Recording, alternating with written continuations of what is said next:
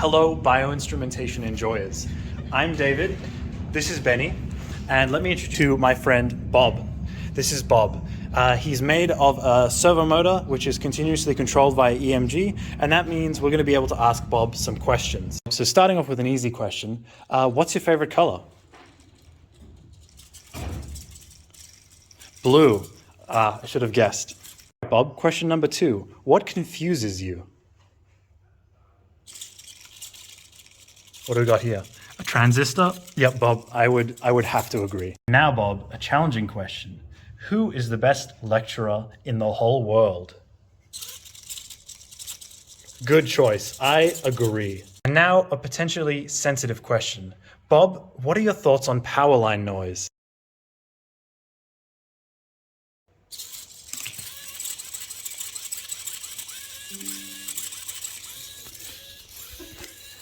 Clearly Bob is not happy with this.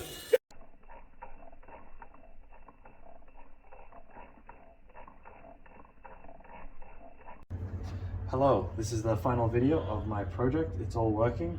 So I've got my amplification filtering board here that leads into rectification here, followed by low pass filtering on my servo control board. So this contains a 50 Hz resonator and a comparator to turn the size of my EMGs into continuous control of my servo. So not just peak detecting, but actual continuous control, and I'll show that in a second. So first thing I need to do is just turn on the power supply, and now my oscillator is ramping up, and now you see the servo start to come alive. And if you come in a little closer, I can show you the servo's continuous action. So if I'm not tensing, it requires a bit of tuning, but if I'm not tensing, you can see it's generally on the right-hand side.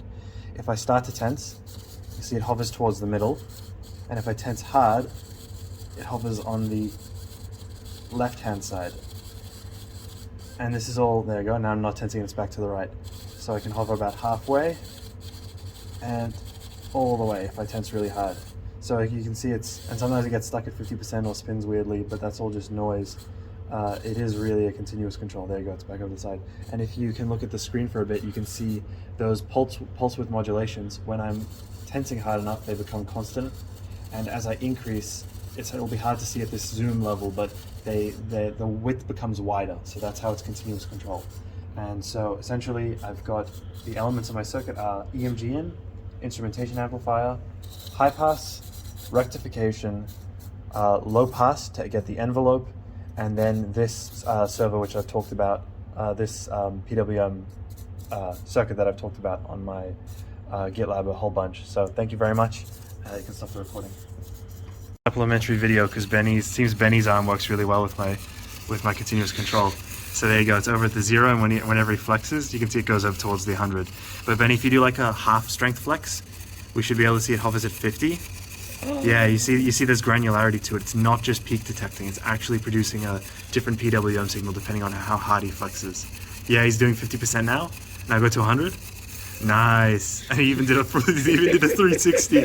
That's how strong Benny is. Yeah. All right, thank you for watching.